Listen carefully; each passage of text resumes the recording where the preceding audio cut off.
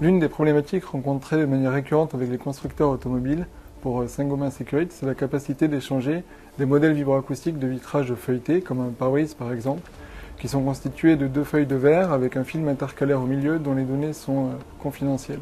D'où l'intérêt de lancer une thèse sur le sujet. L'objectif, c'est de crypter l'information du vitrage feuilleté tout en conservant des bonnes propriétés vibroacoustiques pour les modèles. On a aussi, après ça, lancé un postdoc dont l'objectif est de justement arriver à voir si on arrive à décrypter l'information pour retrouver cette donnée confidentielle. Saint-Gobain est venu nous voir parce que nous avions déjà des relations antérieures, nous avions déjà travaillé en collaboration sur d'anciens projets.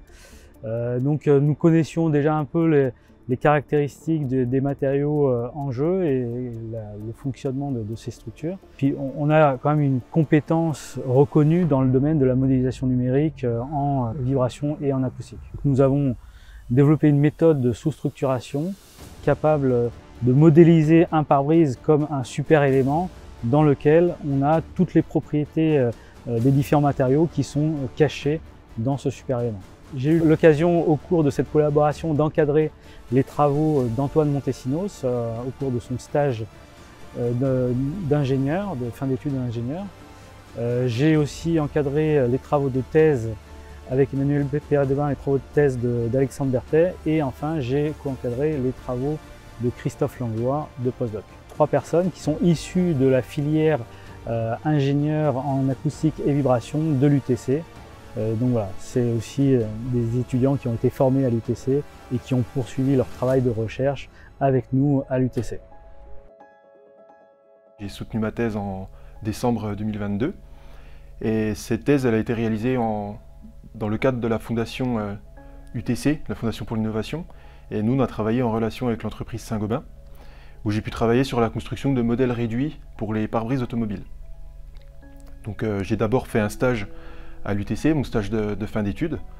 J'ai ensuite poursuivi en thèse et donc pendant ces 3 années, j'ai travaillé sur des méthodes numériques qui touchent à la réduction de modèles.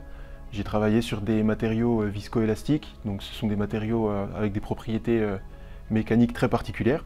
Et on a aussi pris en compte dans notre travail une notion de confidentialité des données pour les industriels.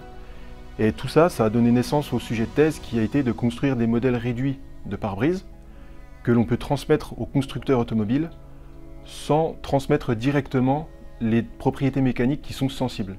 Donc l'idée de cette thèse, c'était de trouver une nouvelle manière de construire un modèle numérique qui puisse être précis, qui puisse permettre de faire les calculs plus rapidement, que l'on puisse connecter à d'autres modèles numériques, par exemple le pare-brise sur la caisse automobile, mais tout cela sans transmettre directement les propriétés confidentielles.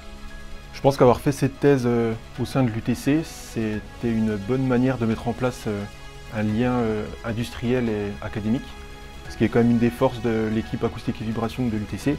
C'est un lien assez fort avec les industriels. Donc on a tout de suite été à l'aise avec les besoins de l'industriel, mais tout en gardant une dimension académique dans les travaux. Mon postdoctorat prend la suite des travaux d'Alexandre Berthet, qui a, dans son doctorat, fait des modèles réduits dans lesquels il cache les propriétés du matériau viscoélastique des pare-brises. Saint-Gobain souhaite s'assurer que les propriétés sont en effet bien cachées, et mon travail, c'est d'essayer de casser le travail d'Alexandre. Donc à partir du modèle réduit, remonter aux propriétés du viscoélastique. C'est de me placer du côté de l'industriel constructeur de voitures, genre Peugeot ou Renault, et savoir si je peux retrouver le secret de Saint-Gobain, à savoir les propriétés du matériau viscoélastique. Saint-Gobain s'est tourné vers l'UTC parce que l'UTC est assez connu pour ses compétences en numérique, donc ça a été une bonne chose de se mettre à l'UTC pour la thèse d'Alexandre, et puis naturellement, mon travail prenant la suite du travail d'Alexandre, on a continué avec l'UTC et Saint-Gobain en partenariat. Oui.